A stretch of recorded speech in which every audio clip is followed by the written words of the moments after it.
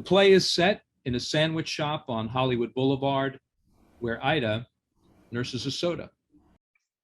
There you are. I'm waiting for over an hour. Couldn't be helped.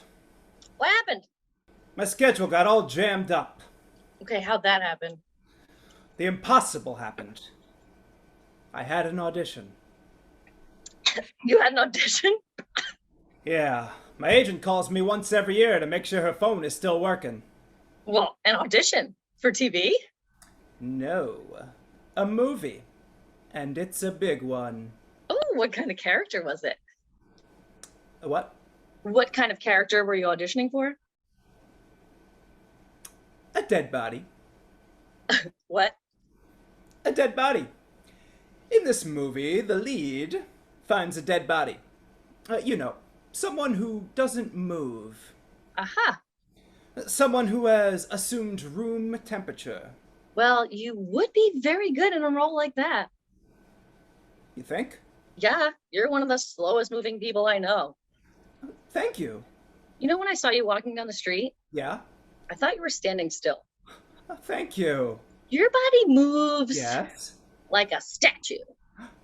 It comes naturally. You know when we go to the movies? Yeah? Sometimes I check to see if you're still breathing. It's how I fly, baby. Well, this is exciting news. Okay, who was the casting director? Lois Felcher.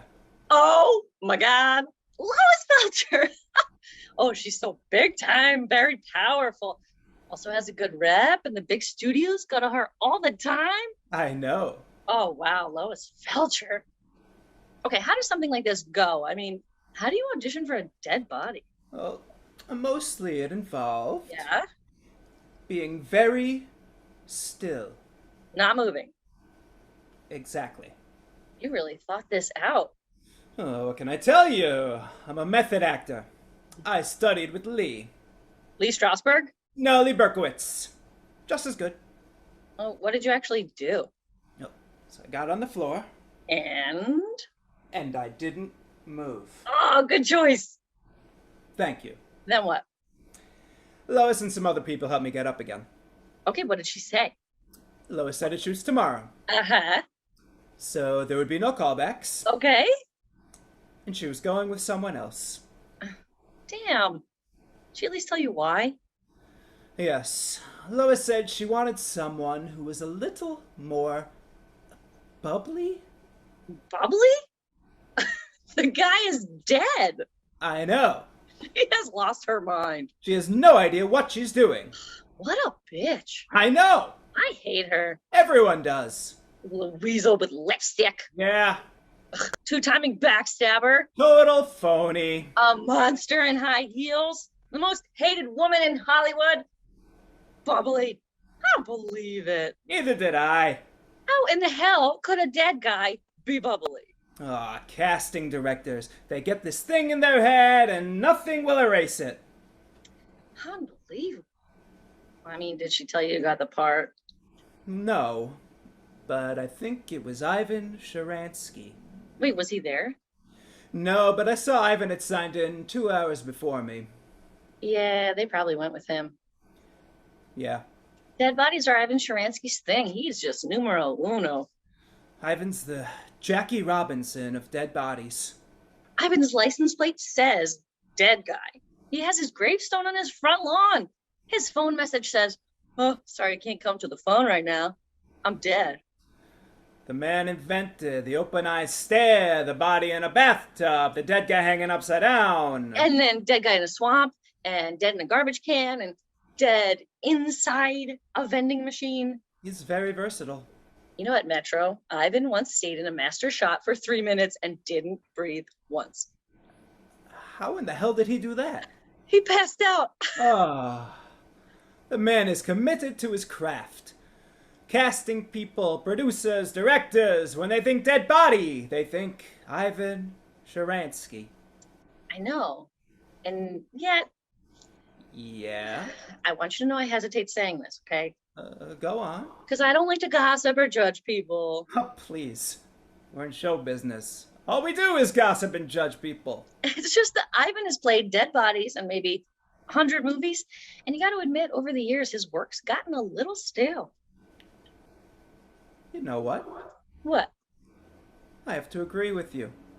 Oh, and not just because I probably lost a role to Ivan, but sometimes when I see his work, I tell myself, I'm sorry, Ivan. I've seen that body before. Yeah, you know his dead body in that Western Silver Six Guns? Sure. There was no difference between that and the one he did in Manhattan Murder. You're not the first one to mention it. This one was tough to take, Ida.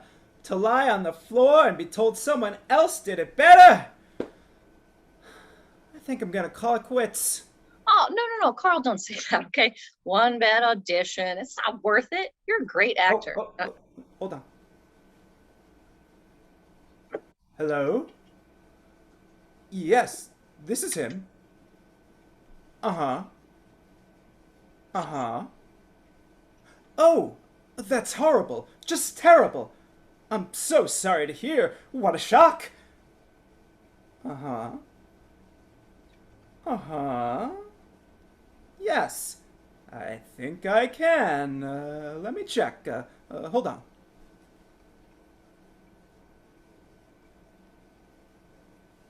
It looks like I can. Yes. 8 o'clock. Yes, I'll be there. And thank you. Oh, sorry to hear the horrible news. What was that all about? That was Lois Felcher. Ivan Sharansky dropped dead. When? About an hour after he auditioned. Oh my God. Wait, was he ill? Not that I know of. I mean, maybe when he auditioned, he exerted himself too much. Could have. Got down on the floor too fast. Got up too fast. And now the role he played all his life is a role he will play forever. So sad. Very sad. Lois said she only had one second choice, and it was me. Oh my God, God bless her! She was fantastic. Incredible! Lovely woman. Attractive, too. Classy. Very bright. And insightful. Slightly rude. At times. Yeah, she has to be, though. I know. She's a woman in a male-dominated industry. Of course. But she can't let them push her around. I work tomorrow. That's fantastic. Pays big money. Well, big films always do. And no dialogue to memorize. Dead guy. Dead guy. Oh, and get this. Lois says there's a morgue scene. She talked them into using me for that as well. Oh, another day of work. Yes. And Lois talked them into that?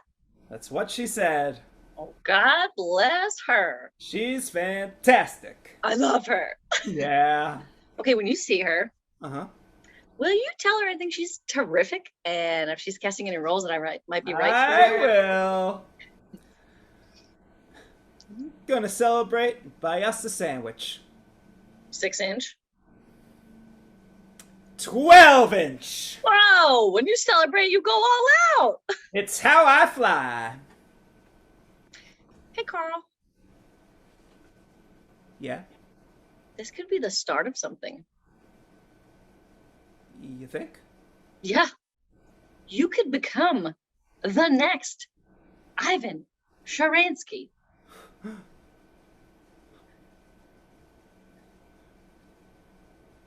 It makes my head spin.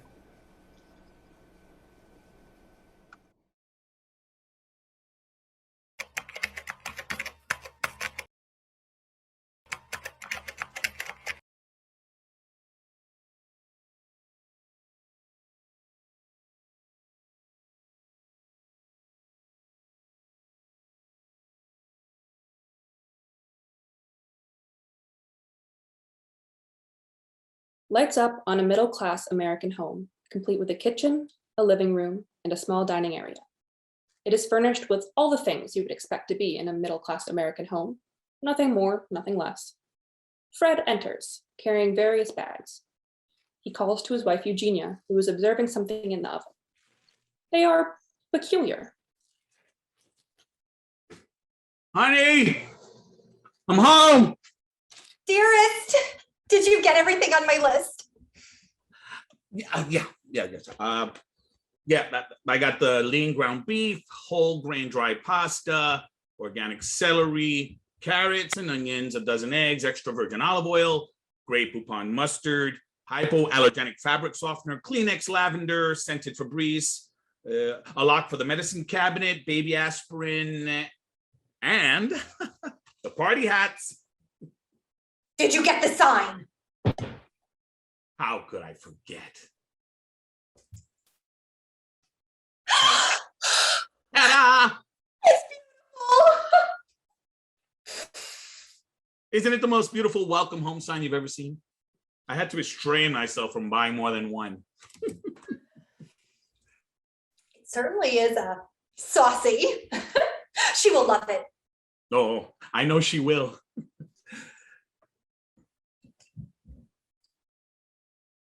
Something smells impeccable. What are you making? Tuna noodle casserole. It's Sylvie's favorite. And I just, she's been on vacation for so long, and I thought it would be the perfect dish to celebrate her first night back home. I think it's a wonderful idea. And guess what? What? I added panko breadcrumbs for a topping, for a nice crunchy twist. How very creative. I never would have thought of something like that. Then again, creativity was never my strong suit. Oh, I know, honey. That's why I married you, for your sterile practicality. Aw. What time is it? It's almost 6. Oh dear, oh dear. Okay, she'll be here any minute. Go put everything away, and I'll take the casserole out of the oven. Roger that. Head like a hole, black as your soul. I'd rather die than give you control. He's here. Unwrap the sign. She's here. We didn't attach it to the wall. Just hold it up.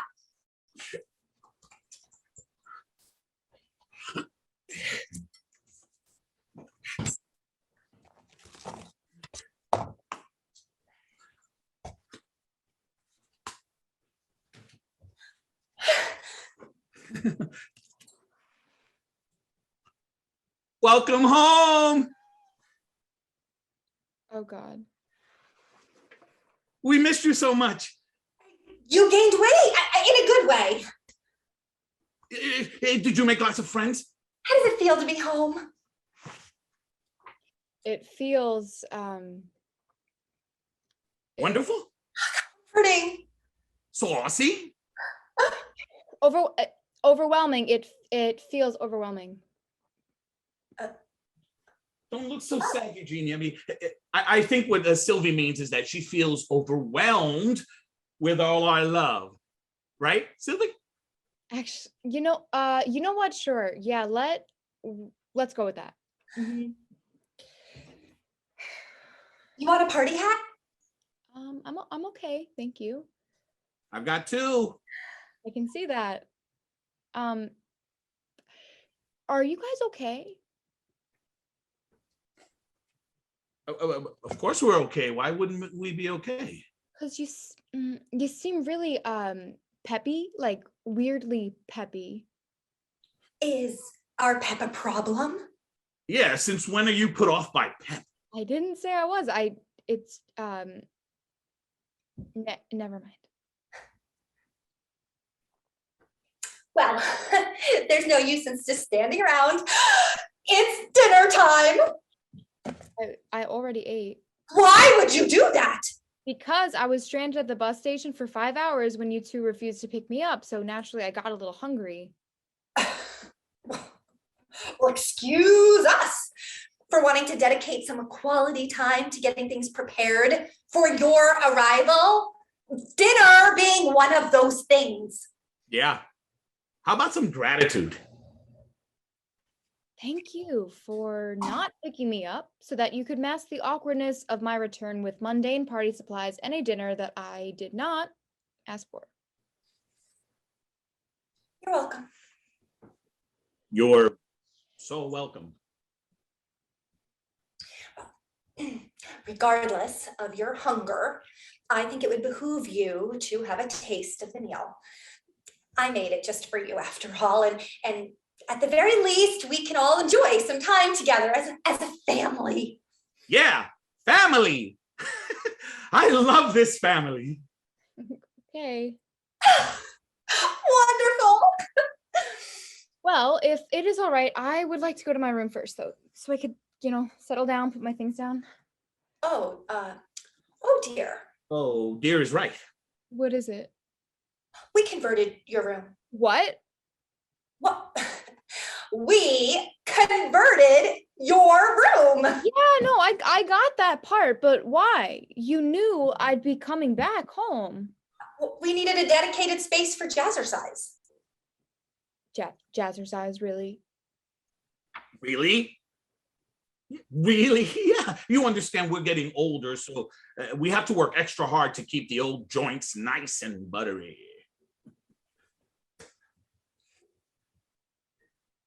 Well, it's been such a rousing endeavor. I'm dedicating it, I guess, just, I don't know, slipped our minds. Why don't you guys just go for a walk? We live in the suburbs. And risk dappling ourselves in freckles? Absolutely not. I was gone for 60 days, and you know what? It's not even worth it. Where am I supposed to sleep?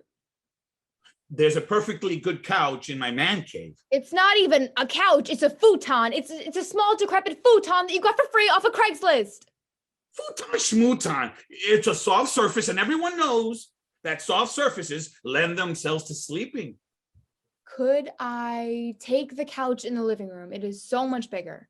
And risk stretching the artesian upholstery? Absolutely not. Hey, but it makes No more whats, butts, or coconuts. It's dinner time. Can I at least say hi to Jonah first? Oh, the cat. Yeah, my cat. Where is he? The cat is dead. What? Oh, Fred, don't be so brash. All we know for sure is that he's dead to us. We stopped taking care of him 59 days ago. Why would you do that? Because he wasn't our responsibility, dear. Part of growing up is learning how to take care of things on your own. His mother would have understood. His mother was a cat. And you know that I would have taken him with me if I could, but I couldn't, and you know that. How could you turn your back on such an innocent creature? Oh, hardly innocent. Have you seen what he did to my drapes? Tragic, really. They were really such nice drapes. He was my best friend. He was my only friend. He was a dumpster cat. You found him in a dumpster. So? So, upbringing is important, especially in these parts. I rescued him. He was brought up here. I just guessed his dumpster roots were just too strong. Some creatures are beyond saving. I can't believe you. Well, we can discuss this matter more after dinner. But that's just not fair. It's dinner time. Our house, our rules. Sylvie is visibly upset, but Fred forcefully motions for her to sit at the table anyway. She does, timidly. Eugenia brings out the casserole, which is an unearthly off-gray color, and a bowl of salad. Fred gets plates and silverware as Eugenia prepares to serve. They perform a pre-dinner ballet. After all the food is dished out, Eugenia and Fred join their daughter in sitting.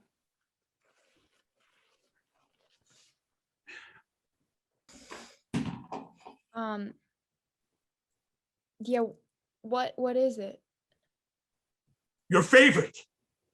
My favorite? Tuna noodle casserole! With a creative and crunchy panko topping. Creative and crunchy. Oh, What is the matter now? I made your favorite. tuna noodle casserole was my favorite, like in kindergarten, which I think is also the last time I've ate it.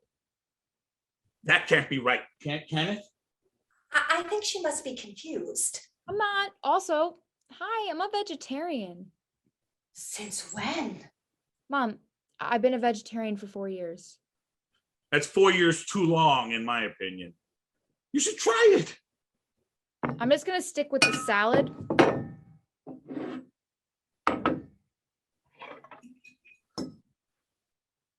So I take it you had a good time?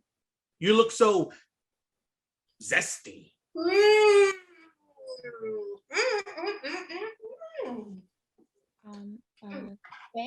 Thanks. I certainly am feeling better. Vacations are always so nice. The nicest of the nice. I wish I could go on vacation, especially one that's 60 days. Wait, what? Well, I said I wish I could go on vacation. I wasn't on vacation, you know that. I was in rehab. What is wrong with you? It's just What? We think it's best not to pollute our dinner conversation with a discussion of your disgusting delinquent detoxification. Disgusting. so disgusting. I was getting clean. I finally made the choice to take care of myself. What is disgusting about that?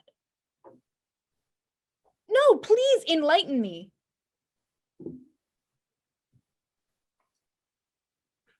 Did you hear about the dog that was reelected to be mayor in that town in Minnesota?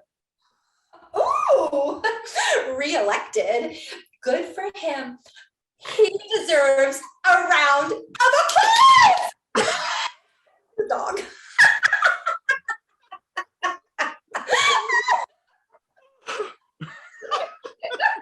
You know, ignoring my situation isn't going to change it.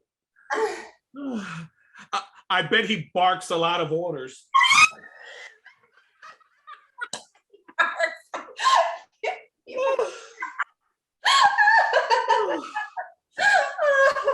No, I'd actually really like to talk about it.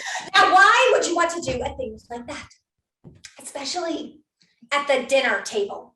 Because if I'm going to be staying here, I like to feel safe to talk about these kinds of things, especially because I learned a lot of valuable things in rehab, things that I think could help this entire family. The casserole is delightful, Eugenia. Isn't it? And the crunchy topping adds a wealth of dimension to the dish. I couldn't agree more. Are you fucking serious? Language, young lady. I'm 20. Exactly. You're old enough not to be speaking like a vagrant. And you're old enough not to be acting like an ignorant bitch, and yet here we are. So Apologize to your mother. I'm not gonna apologize for speaking the truth. Well, you should. I won't. What happened to you?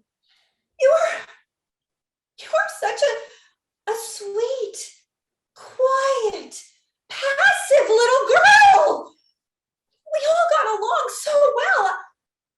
What happened? I learned to think for myself. You know, you should really try it. How dare you? We raised you better than this. No, you raised me to be unemotional and fake, and that is not me. I am not built to sweep everything hard and heavy under the rug the way that you guys are. I have to feel things. Feelings. The feelings are the bedrock of millennial dysfunction. The bedrock! I don't even think you guys know what you're saying at this point. Well, I know that we know more than you. We're your parents, after all. Parents always know more. Okay, well, that is a very dangerous thing to believe in. You are a dangerous thing to believe in. To know that, you would actually have to believe in me.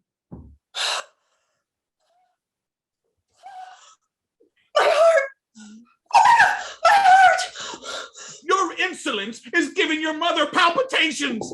Don't shit on me. She was bound to erupt sometime. She's had a stick up for her ass so long, I'm surprised she hasn't choked on it. That is not appropriate. None of this is appropriate. You are out of control. Of course I am. Control is my drug of choice, and it's not like I ever got any, so it was so hard to find, and drugs were the next best option. Anything to numb the pain associated with your ugliness. I am not ugly! You are, because you are ignorant, and ignorance is ugly.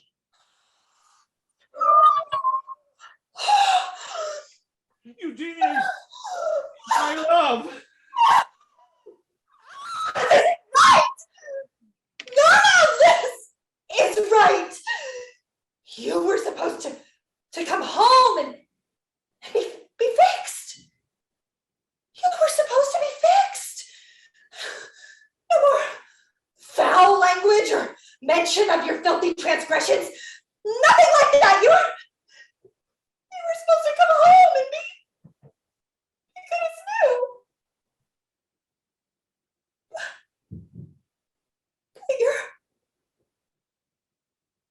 You're still broken.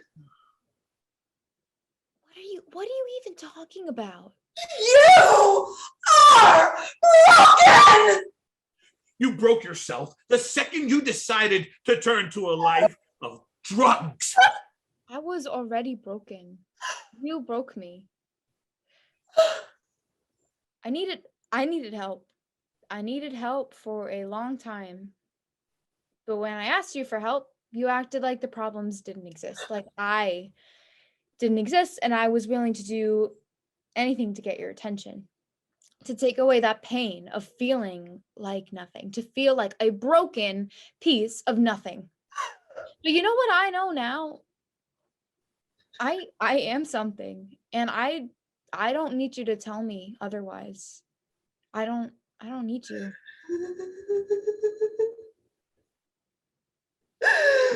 You ungrateful harlot! Your shortcomings are gonna be the death of me! Oh yeah.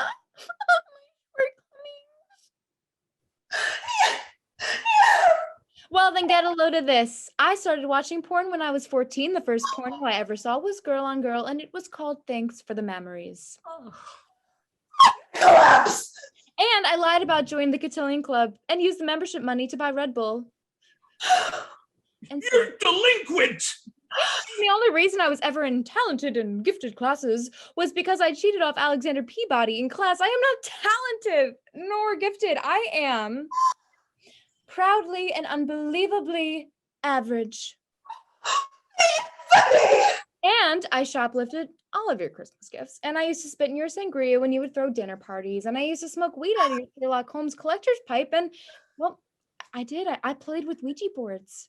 And I was the one who slashed the tires so that we wouldn't have to take that family trip to Gettysburg because I always hated family trips. And I purposefully wouldn't wear sunscreen because I knew how much you hated freckles. Stop! Stop! And my personal favorite,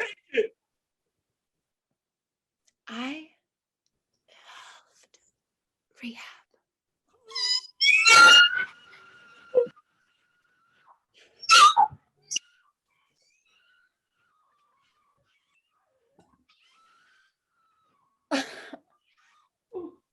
Okay.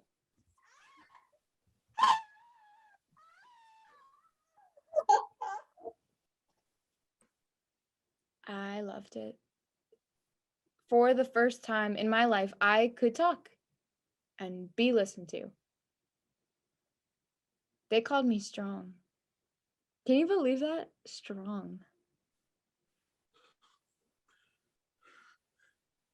I never, ever, ever, ever, ever, ever, ever, ever, ever, ever want to see you or your darkness ever, ever, ever, ever again. If you're still here by the time we get back to the hospital, I'm calling the police.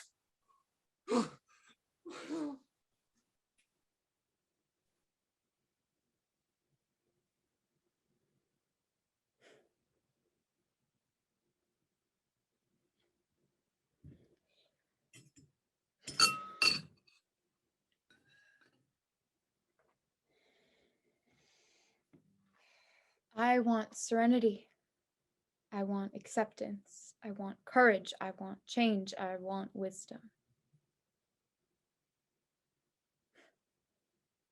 I want to be held. I want somebody to wrap their arms around me and pull the sorrow out underneath my collarbones and put me to bed. Sometimes I feel too big for the world, too big to truly exist, too big for my own body and my own skin. But I'm so much more than my body and my skin. I want to trust, to believe in someone enough to give them the keys to unlock me room by room over time. To give myself over to someone who won't tell me that my darkness is wrong, but instead that it adds to my color palette. I want to believe that those people exist and that they are out there searching for me too. I want to eat. I want to eat anything and everything without a second thought or shame. I want to be fed without worrying about being full. I want to be full without longing for emptiness, because there's nothing comforting about emptiness.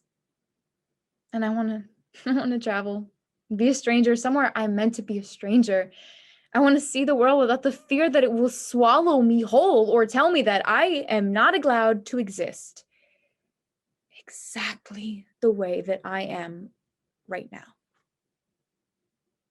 I want to scream and cry and laugh and sigh without inhibition or concern that I will be a disturbance. Maybe I want to be a disturbance. In all its magnitude and glory, I want to take up space.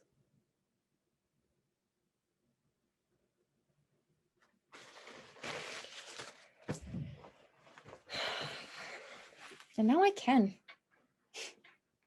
I'm sober. I'm stellar.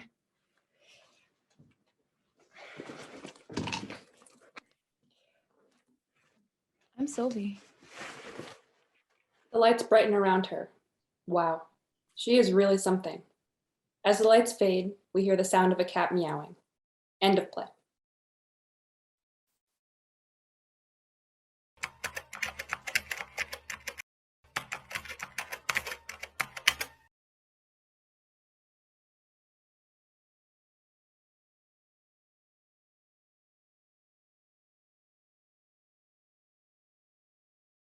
The characters: Gigi, ancient, withered skin and bones, Italian-American lady, fast-talking, tough as nails on the outside, terrified of dying on the inside, clenched jaw.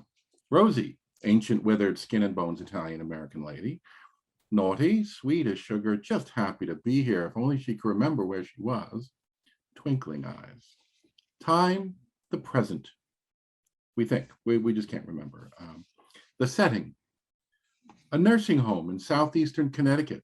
Two side-by-side hospital beds are separated by a nightstand on which sits a vase with fake flowers, a Bible, 2 rosaries, some family photos, a box of tissues, and a small lamp, which warms the room with a comforting glow. Over each bed hangs a generic painting of blue skies and fluffy clouds. A couple of Easter greeting cards from local Girl Scout troop are taped to each headboard.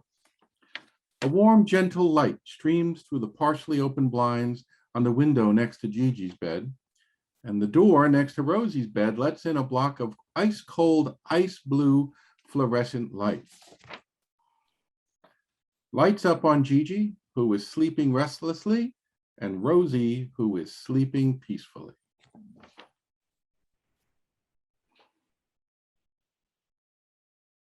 Rosie, you still there? You still there? Hello? Hey! Hey! Hey! What? Jesus! Where? What? Where is he? Who? I'm ready. For what? Take me now. Where are you going? Are we there? Where? Home. Home? Oh.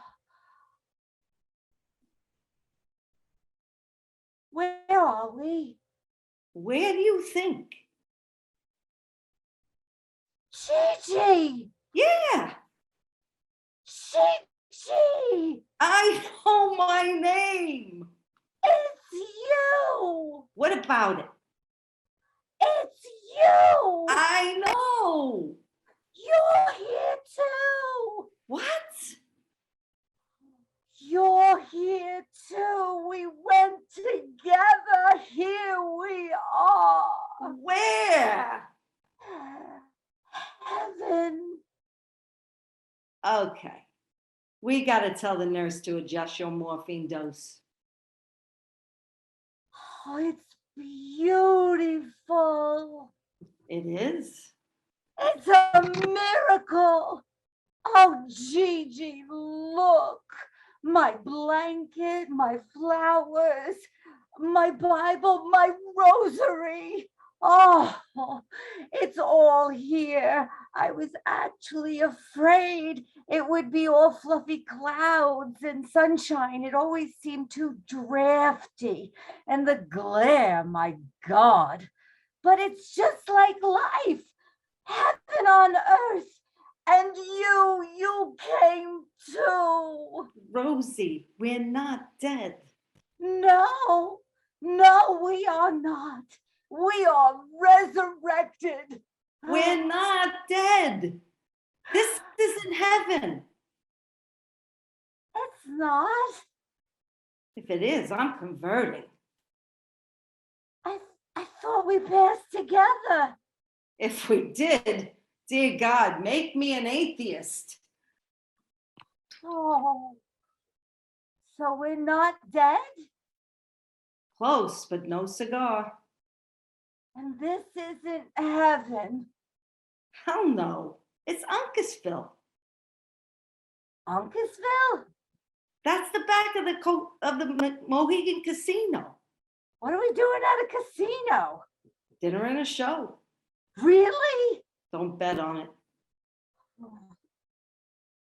So we didn't pass.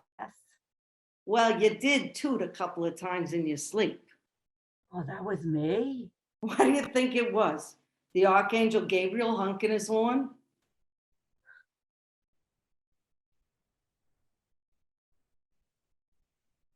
You woke me up. Huh? You woke me up. I was having a nice dream and you woke me. Well, I wanted to see if you were still there. Of course I was still there. You got two eyes, don't you? Really?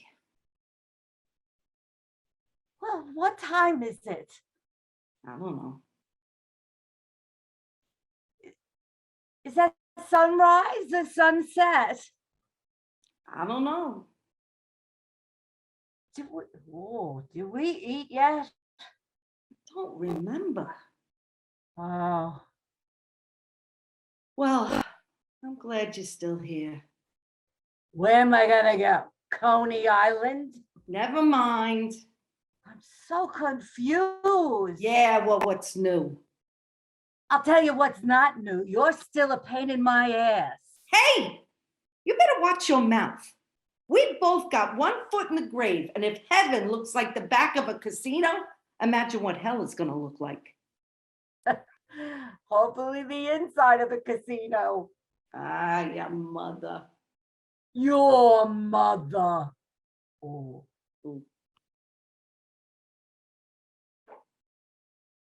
Anyway, God isn't going to send me to hell for calling you an ass. He's going to give me extra points for telling you the truth. In that case, if I'm a pain in the ass, then you're a cranky bitch. I'm a bitch? No, you're a cranky bitch. Oh, yeah? Well, I hope that when I die alone, without you. How about that? And I hope that I go first, so you're left here missing me, all alone. In fact, I'm gonna pray for that right now. You're a piece of work. All right, that's enough. All right, knock it off. Now you're hurting my feelings. Apologize to me For what? for calling me a bitch. A cranky bitch. Apologize. Sorry. Look me in the eye and tell me. I can't. I got a crick in my neck. I can't keep turning to look at you. Sheesh. They got us all lined up side by side like we're practicing for Calvary Cemetery.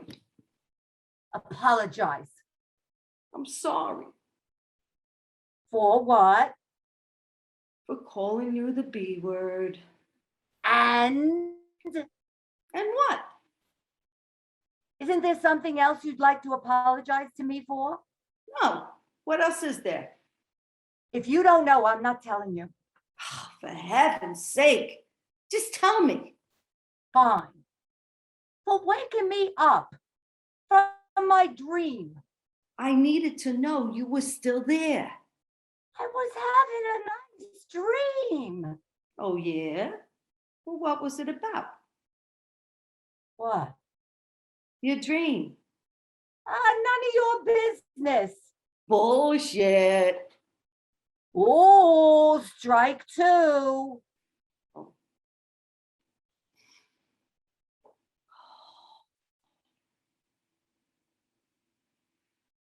Tell me about your dream, or I'll pray to God to die first. Copycat. God doesn't like copycats. Who told you that? Sister Catherine, 4th grade, Cathedral Elementary, East Side. When Mary Sullivan copied a line out of my essay about the Last Supper and how it made no sense that in all the paintings, Jesus and the disciples were all sitting on one side of the table. And Mary Sullivan wrote in her essay that it made no sense that in all the paintings, Jesus wasn't at the head of the table. And I handed in my essay first, and Sister Catherine told Mary Sullivan, God doesn't like copycats. Well, that's two different things. Being on one side of the table and being at the head of the table. Sister Catherine understood that Mary Sullivan was being a copycat, and so did God. But it's two different things. Copycat. It's not. Copycat, you're a copycat and a scaredy cat, telling me I can't die first. All right, who cares? Sister Catherine was a psychopathic idiot. Oh, shoot. Hold on.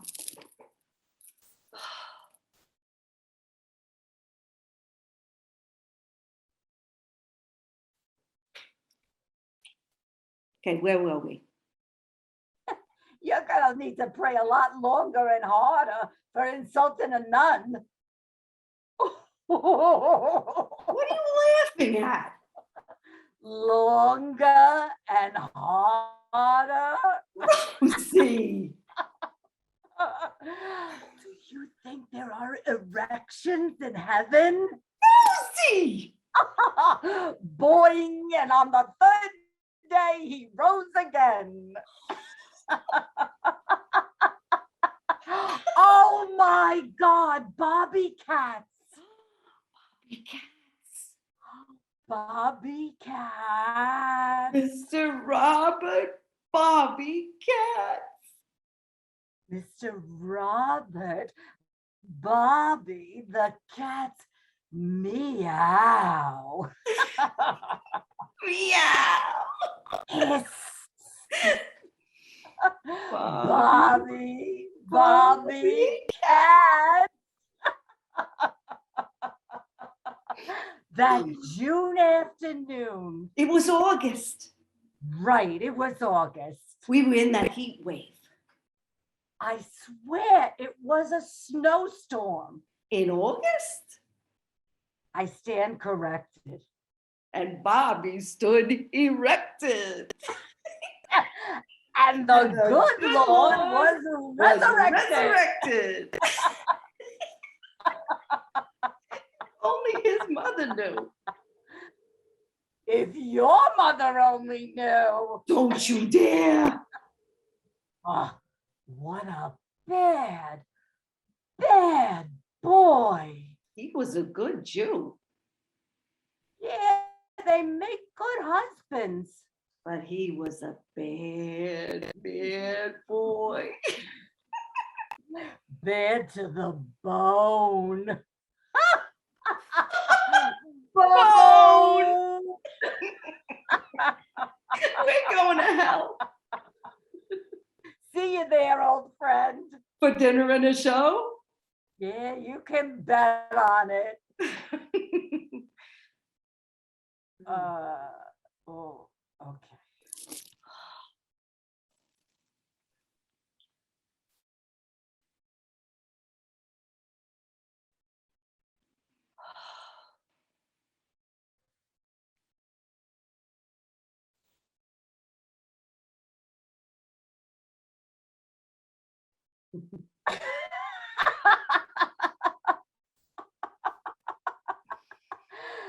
Friday night before Shabbat. Sunday, right after Mass. And on the third day, he rose again. I'll never forget that. Good Friday. I'm ready. Take me now. No, you had him on Sunday. I had him on Friday. No, you had him on, I had him on Friday. You had him on Sunday. No, I had him first, then you had him after. No, I had him first. You yet again were a copycat and a scaredy cat. I wasn't a scaredy cat. I had him. You gave him a fellatio. I had him all the way. So did I. Close but no cigar. That's how you got that crick in your neck. I had him. Meow. All right, with the cat calling. So, you want to die first. You want to hand it in your essay to Sister Catherine first. And now you want to have Bobby Cats first. Who cares? Fine. What'd you say? What, are you deaf? I said, fine. You got 2 ears, don't you? Barely. Hey, where do we used to get the cannoli? Mulberry Street. It wasn't Mulberry Street. Mott Street. It wasn't Mott Street. Worcester Street. Worcester Street. What are you, out of your mind? The one in New Haven when Nino and Michael dragged us up to the sticks after they were discharged from the service. Connecticut, of all places. Yeah, all those she people. And mosquitoes. Oh my God, mosquitoes. What were those boys thinking? Michael thought he was going to be the next Ralph Waldo Emerson. And Nino suddenly wanted to play golf. Sheesh. You know, the war really did a number on their senses of reality. Meh, Nino was already a little dim. Liberate Europe to write poems and join a country club. Sheesh. They were lucky to come home in one piece. God bless them. God bless them. Those brothers did everything together. Lived together, served together, worked together, died together. Remember Angie? Her too. Putana. Putana. What a tramp. She was loose. Did we eat yet? Who knows? Can't stop thinking about cannoli. Where the hell did we get them? Maybe it was Delancey Street. Delancey Street? Bobby Cats. You need to get to Mass, young lady. You need to get to Mass. Next time I go to Mass, I'll be rolled in flat on my back. Yeah, well, you're halfway there. Just hit recline. Yeah, well, don't let your rosary choke you around the neck. Ooh, good one. Oh.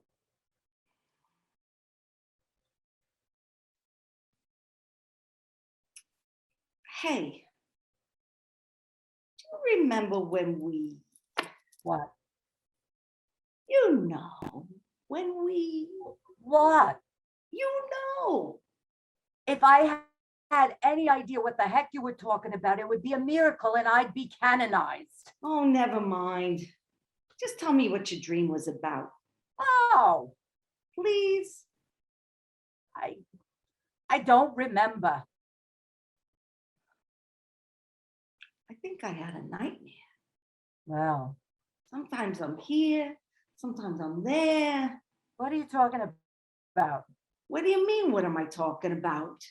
Sometimes you're here, sometimes you're there. Yeah, well, what do you know? I know I'm still here. Only because I reminded you you were. I would have figured it out. You need me. Like a crick in my neck. No, you need me to keep telling you who's who and what's what. Well, you need me to always do things first. You're just jealous Michael bought the color TV first. And you're just jealous Nino bought the VCR first. You're an airhead. You're a know-it-all. Are you still here? Not for long. Well, what are you waiting for? The Last Supper. Then I'm out. Oh, hold on. Hail Mary. Full of, Are you kidding me? give me a second, I'll get it. Full of, Grace! who's Grace? Not who, what? What? It's what she was full of. She was full of it.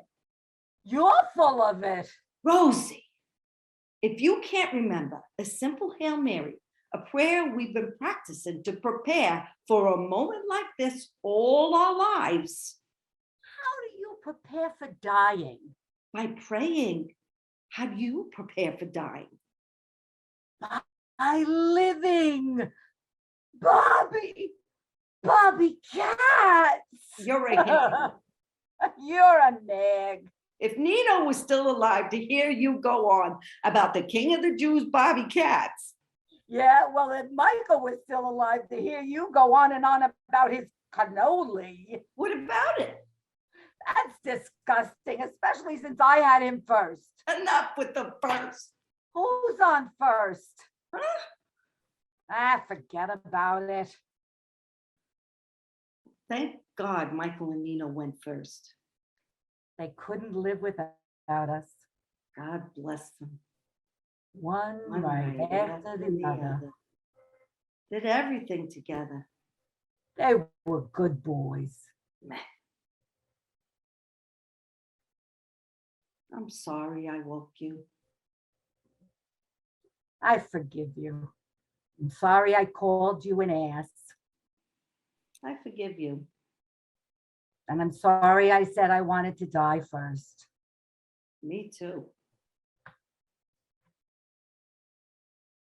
What time is it? I don't know. Look at us. 2 peas in a pod. A regular Vladimir and Estragon. Irregular estrogen. Honey, those days are over. No, Godot. It's Godot. God who? Godot. Waiting for Godot? Who are you waiting for? Never mind. I'm so confused. What are you gonna do? Nothing to be done. Hey, Gigi. Remember when What? You know, What? do you remember when we smooched? You kidding? No, we smooched. Yeah, I know we smooched. I just asked you if remembered. No, you didn't. I did. You didn't. I did. I just didn't finish my sentence. And what am I? A mind reader? Do I look like Harry Houdini? Deanie. Dini. It's Houdini. Deanie, not Didi. Bene vidi vici. The one thing you remember from Latin class. At least I remember to finish my sentences. I was being shy. You weren't being shy when you smooched me. You smooched me. Did not. Did too. Nah, for once you went first. Well, I couldn't help it. Your hair was so long and shiny. I'm not complaining. You're not? No, it was a good smooch. It was? One of the best I ever had. Really? I felt like I couldn't resist you. Really?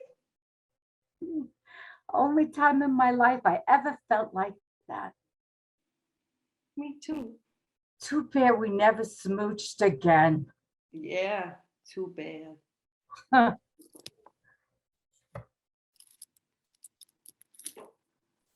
I'd even try for second base. Don't bother. My nipples look like saltwater taffy left out in the Coney Island sun.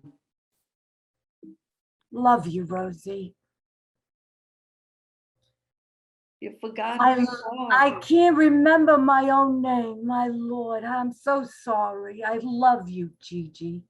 Love you too, Rosie. Rosie? Rose?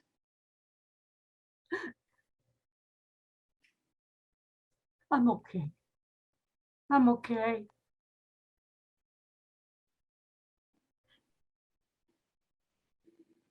I never got to see Pavarotti sing at the Met. I can't believe I never got to do that. How did I miss out on that? How did I not let that happen? He was right there at the Met. He was right there in New York. We were just downtown. Oh, and I know just what it would have felt like. I know just what he would have sounded like.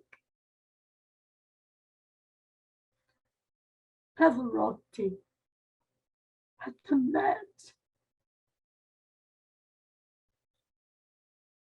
That was my dream. Tell me, what would he have sounded like? Oh boy. What would it have felt like? Oh boy. Like smooching you. That was my dream. Remember when we went skiing together at Mohawk Mountain? Just me and you. Skiing. Yeah, it was snowing. It was snowing. And we stayed on for the night skiing session. That was the snowstorm. What snowstorm? The one in August, the one I thought was Bobby Katz. Bobby Katz. Remember Michael and Nino had to wait for delivery at the shop? So you and I decided to take a girls' day out and go skiing. So Connecticut of us. So she. And halfway through the day, it started snowing. But we were having such a good time, just the two of us. So we decided to stay on for the night session. And we had hamburgers in the lodge. Oh, yeah, those were great burgers. They were. And we skied from sunrise to sunset, laughing the whole day away. The beautiful white snow, the sun shining through. Oh, but the wind. The wind. Ah, that wind, right? Then it started getting dark. And then it started getting dark. And they turned on the big lights and lit up the slopes, and the snow got worse, remember? And we decided for one last run. We'd go all the way to the top, and we got off the lift. Then we scooted around the top of the slope. And the lights went out. And the lights went out. The storm had knocked out the power, and I was terrified. You were? We looked down the mountain into the abyss, and we couldn't see anything. It was pitch black. Remember? And the wet snow was smacking us in the face, and I'll never forget it. You put me in front of you, because I always went first. You always went first. And you stood behind me, and you held my hips, you flirt, and you said you would guide us down the mountain. I did? Well, first you said a Hail Mary. Good thinking. You were so brave. I was? Oh, down into the void, swooshing side to side, ever so slowly. My best girlfriend right behind me, leading the way home. I can't believe I confused Bobby Katz with a snowstorm. I still can't stop thinking about cannoli. I mean, don't get me wrong, he was a thrill too. Nah, I prefer a cannoli. I love you, Gigi. Love you too, Rose. Rosie gets tired, lays back, sighs, and begins to close her eyes. Rosie, Yeah, Gigi. tell me about your dream again. What dream? Never mind. Don't go waking me up again. Rosie closes her eyes and lets out a snore. Rosie. Rosie. Rosie, What? you were snoring You mean I was sleeping? and snoring. And didn't we just have a discussion about you not waking me up? Well, your snoring woke me up. You weren't asleep. I couldn't sleep on account of your snoring. You can't sleep because you're a scaredy cat. So what? Where are we? Uncasville. Is that sunrise or sunset? I think it's the Mohegan Casino. I wouldn't bet on it. Maybe it's the good Lord coming to choose which one of us goes first. Maybe he'll take us both together. One after the other. Rosie's trembling fingers click off the nightstand lamp, leaving Gigi awake in the warm light of the window and the cold light of the door. Good night, Gigi. Sweet dreams, Rosie. Rosie falls asleep. Gigi lays her head back. She closes her eyes.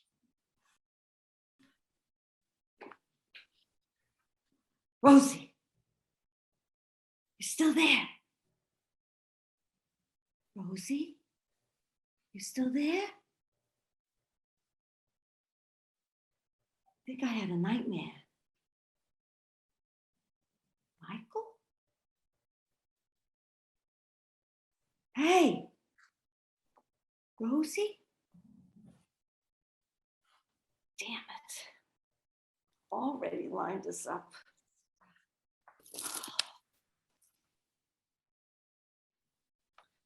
Hail Mary. Hail Mary, full of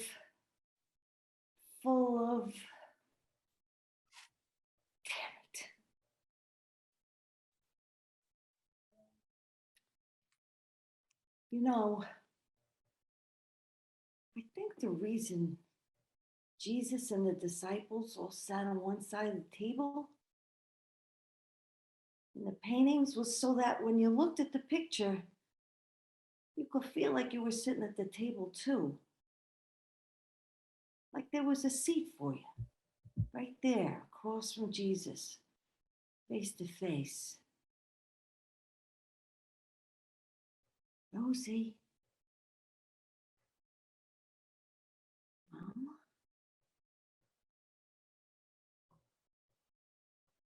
Still there, Rosie.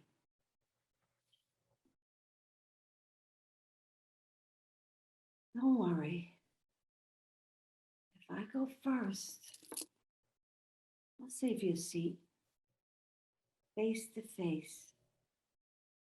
2 peas in a pod. You can bet on that. Rosie. Don't go first. You always go first. You still there? Fade to black. End of play.